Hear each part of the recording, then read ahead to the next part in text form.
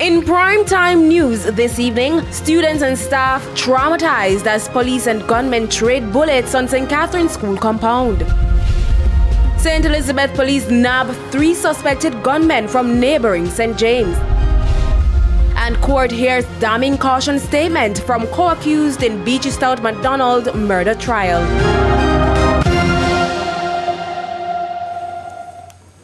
Good evening and thanks for joining us for Primetime News. We're live on air and online at onespotmedia.com. And a special welcome to viewers on TVJ International in the Cayman Islands. I'm Herman Green. And I'm Janella Precious. Coming up in the business news, the World Bank releases data on debt in developing countries. Right, and Spencer Darlington is here. He'll give us a preview of what's to come in Primetime Sports. Spencer. Thank you, Herman. Well, the West Indies have taken a 2-0 lead over England in their T20 International Series. We'll give you the details in Primetime Sports later.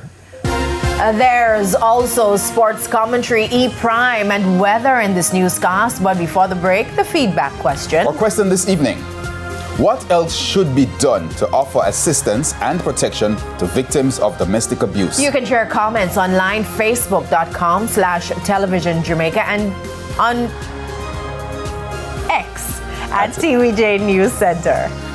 Still not used to X. Still not used to X. All right, please stay tuned. Primetime Package returns right after this break.